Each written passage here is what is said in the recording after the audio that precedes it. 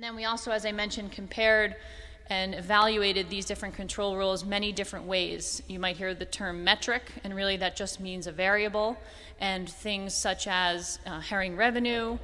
I think that anyone who's gone to a herring run or experienced that in their life can testify to the fact that the river herring have declined, and with the decline in the bait fish, there's a commensurate decline in the cod and the haddock and the other species that we target. So I would recommend you're taking more aggressive action than less aggressive action. You ask us to preserve, we preserve.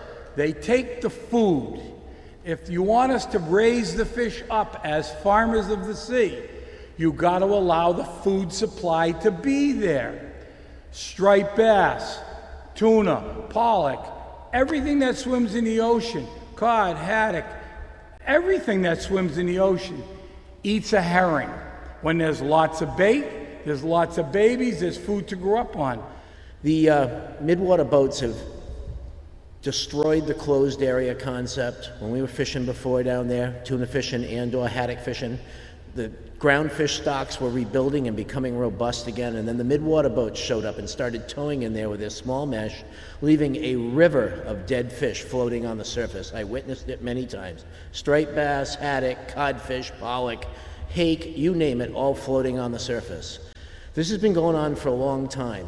Our fall bass fishery, which was considered some of the best in the world, is completely history. There are no more stripers that come down the east side of Nantucket anymore. There's no forage for them anymore. The heron that used to come from the bay, from Area 1, which is protected all summer, and would migrate down through in the fall along the outer of the Cape and then across the backside of Nantucket, are all being sucked up by the midwater trawlers. They're very good at catching fish. They're not always the best at what they're targeting.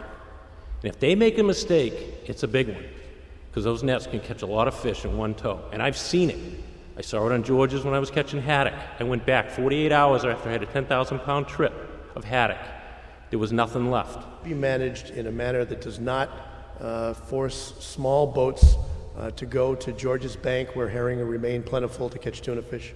It should not be managed in a way that destroys the fall striper fishery off of Nantucket or the fall bluefin fishery in the Great South Channel.